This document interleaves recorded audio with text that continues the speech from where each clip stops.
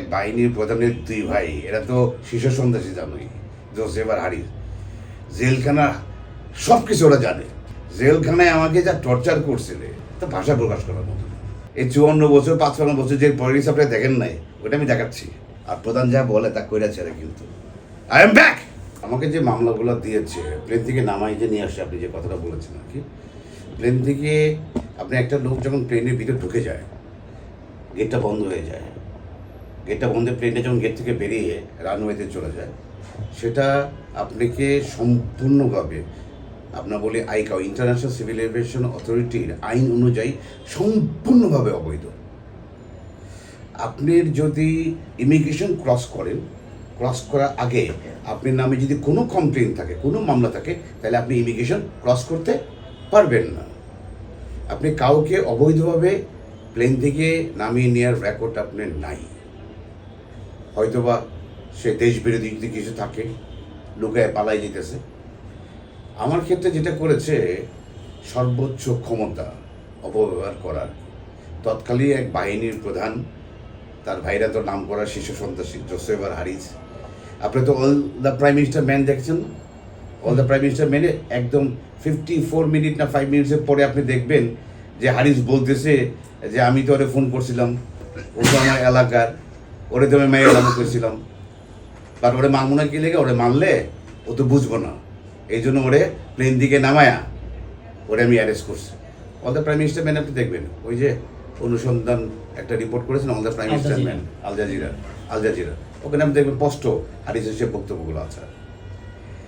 আমাকে এই কিছুক্ষণ আগেও একজন আপনার পুলিশ অফিসার আর কি, একজন ইন্সপেক্টর আমাকে বলেছে তৎকালীন র্যাবের যতগুলো মামলা হয়েছে আর কি, তার 70 to 80% ছিল বানানো, মেকিং। আমাকে যে ক্যাসিনো এখন অনেকেই দেখবেন, অনেক মিডিয়া ভাই বলেন, অনেক লোকে এই ক্যাসিনোর কথা বলে মজা পায়। কি ক্যাসিনো? Online casino. আমিও কিছু বলি না, বলুন। আসলে আজ পর্যন্ত এই সর্বোচ্চ ক্ষমতাশীল শক্তিশালী ব্যক্তিরা আজ পর্যন্ত সেলিম প্রধানের ক্যাসিনো কোনো প্রমাণ দিতে পারে নাই। আমার এই বিনা অপরাধে আপনি 4 বছর জেল খাটার পরে আমি সিদ্ধান্ত নেই যে আমি দেশেই থাকবো। বিকজ আমি 14 বছর বয়স থেকে দেশের বাড়ি ছিলাম। আমি কিন্তু বড় হয়েছি দেশের বাইরে। 14 বছর বয়স থেকে আমি জাপানে ছিলাম। আমার জীবনে যা দেখেন সব কিছু কিন্তু আমার ছোটোবেলা থেকে জাপানে ইনকাম করা, বিদেশে ইনকাম করা। আমি দেশে আসতাম, কিছুদিন থাকতাম, আবার চলে যেতাম। শেখ হাসিনা সরকারের তৎকালীন সর্বোচ্চ শক্তিশালী মন্ত্রী বলেন, ওই যে গাজী, রূপগঞ্জে গাজী, এই গাজী ওর যে সরকারের বিরুদ্ধে টানা যুদ্ধ করা কোনো ব্যক্তি আপনি পেয়েছিলেন তৎকালীন সময়? ছিল? কেউ ছিল না। আমি একমাত্র যে নাকি টানা 10 মাস আমি এই গাজীর বিরুদ্ধে, ওই সরকারের বিরুদ্ধে যুদ্ধ করি। রাজনীতিতে আসার একটাই কারণটা হলো কি, আপনি অনেকেই বাংলাদেশে একটা ট্রেডিশন হয়ে গেছে। কি ট্রেডিশনটা? সমাজ সেবা করতে হলে রাজনীতিবিদ হতে হবে।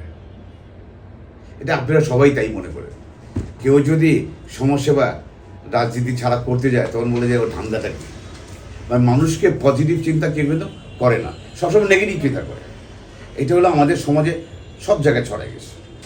আর যারা দেশ পরিচালনা করে গেছে, 54 বছর যারা গেছে, সামনে যারা যাবে, বর্তমান যে অবস্থাগুলো, মনে করেন 5ই আগস্টের পরে যে অবস্থা আমরা দেখতেছি, এই অবস্থাটা আপনি আমাদের বলেন কি পরিবর্তন হয়েছে? কোথায় পরিবর্তন হয়েছে? একটু চেঞ্জ ফিল করেন।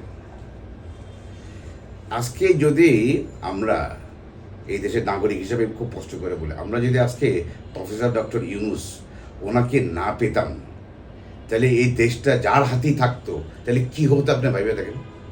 খালি একটু চিন্তা করে দেখেন। অর্থনৈতিক বলেন আর পাশে দেশের চাপ বলেন, তাহলে কি হতো? ভাইয়া জুড়ে যেত। মোনালিসা হেভি ফ্লো 15 পিস প্যাকেটের সাথে 8 পিসের একটি প্যাকেট একদম ফ্রি। মানুষের কৃতজ্ঞতা, রেসপেক্টটা কিন্তু আমরা ভুলে যাই। কেউ যদি কিছু করে, তার স্বার্থ হাসিল হওয়ার পরে তাকে চিনেই না, এমনকি তাকে উল্টা বকাবাজি করে। এই যে আমাদের ছাত্র জনতা যারা আছে, এখন অনেকে অনেক কিছু বলে, তারা দুর্নীতি করতেছে, এই করতেছে, ওই করতেছে। ভেরি গুড, এরাই তো নেতৃত্ব দিয়েছিল, এদিকে অস্বীকার করতে পারবেন কেউ? পারবেন? আমার স্পষ্ট কথা কি, আমার কথা কিন্তু আবার ভালো লাগবে না আপনার। আমি যা বলি আমি স্ট্রেইট, আমার যা দেখতেছেন আমি তাই, কিন্তু আমার ওই আগে পিছে নাই, আর আমি ইউটিউবারও না আর কি। যার জন্য আমি স্পষ্ট করে বলি, ওই মেয়রের ঘটনাটা, বিএনপি তো প্রথমত, বিএনপি না, বাংলাদেশের সবাই বলছে যে এই ইলেকশনটা অবৈধ।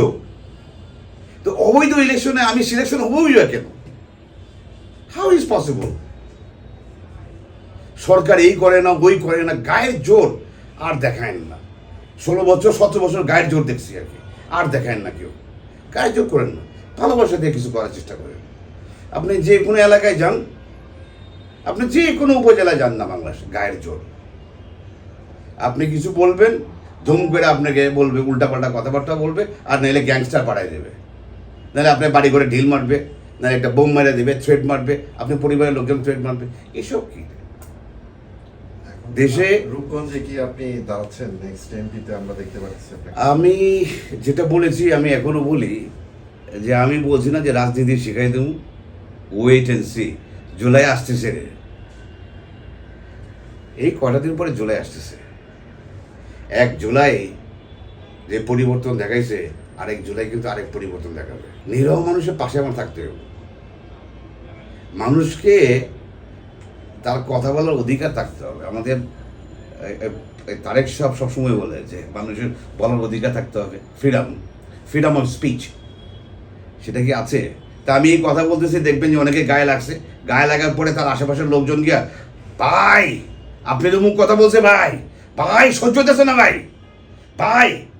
এ কি মস্তান স্টাইল। দেশের সব জায়গাতে ওই একই মাফিয়া, ওই আরেক মাফিয়া, আরেক মাফিয়া, মাফিয়ার তো বদলাই নাই তো। আমার একটাই কথা, আমার দেশে জাস্টিস থাকবে না কেন? আর আমি ফেয়ার জাজমেন্ট, সত্যিকার জাস্টিস আমি দেখাবো যে আমার দেশে জাস্টিস আছে। আমি কোনো রকমের কোনো পাওয়ার আমি খাটাবো না। আমার জামিন ক্যান্সেল করার জন্য, আমার জেলে ঢুকানোর জন্য কত মানুষের কত চেষ্টা করতেছে, অভাব নাই রে। বা প্রধান আগেও বলছে, এখনো স্পষ্ট করে বলে দে, পৃথিবীতে যদি কোনো ব্যক্তি থাকোস, তাহলে আমার সামনে এসে বল যে প্রধানের জীবনে এই একটা অপরাধ আছে, একটা অপরাধ দেখায় দে যে প্রধানের জীবনে 1 টাকা অবৈধ ইনকাম করছে, প্রমাণ করে দে। আমি চ্যালেঞ্জ করে দিলাম। আমার ছোটবেলা থেকে যা বাইরে বড় হয়েছে তোমাদের বলছি না, আর বাকি জীবন বাংলাদেশে কাটা পড়ে গুন্ডামি করো তো, হ্যাঁ, এই জন্যই আল্লাহ প্রধানরে জেলখানা থেকে বাইরে করে নিয়েছে। জেলখানায় যারা আমার পাঠাইছো, আমি তাদের থ্যাংক ইউ বলে দিই এখন। আগে যদি আমার দেখতা, আমি জাপানে ছিলাম, এমনি হ্যাঁ হাই সীমাসেন, জি জি বুঝতে পেরেছি। 4 বছর জেলখানায় ওই ওই এক বাহিনীর প্রধানের 2 ভাই, এরা তো শীর্ষ সন্ত্রাসী, জানোই, জোসেফ আর হারিস। জেলখানা সব কিছু ওরা জানে। জেলখানায় আমাকে যা টর্চার করছিল, তা ভাষা প্রকাশ করার মতো।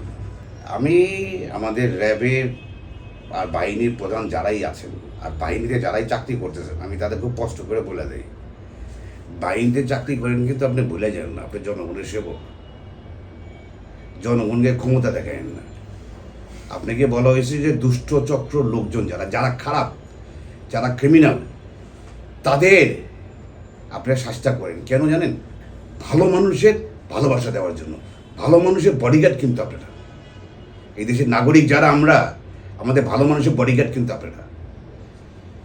আমি প্রশাসনের সবাইকে আগে বলেছি, আবার রিপিট করে বলি আর কি, যদি আমাদের দেশের পলিটিশিয়ান বলেন যারা খারাপ পলিটিশিয়ান, আর প্রশাসনে যারা আছেন, তারা যদি তাদের সততা বলছে, টাকা লাগে না কিন্তু, তাদের সততার 50% আমাদের দেশে ইনভেস্টমেন্ট করে, তাহলে এই দেশে এমনি বদলে যাবে রে, এমনি বদলে যাবে, কিচ্ছু লাগে না। আমি খুব শীঘ্রই জুলাই মাস থেকে আপনার শুরু হবে আর কি, জুলাই মাসের মাঝামাঝি থেকে শুরু হবে। তখনই আপনারা দেখবেন যে ইয়েস, বাংলাদেশে এই 54 বছর 55 বছর যে পলিটিক্স আপনারা দেখেন নাই, ওটা আমি দেখাচ্ছি। আর প্রধান যা বলে তা কইরা ছেড়ে কিন্তু আই এম ব্যাক।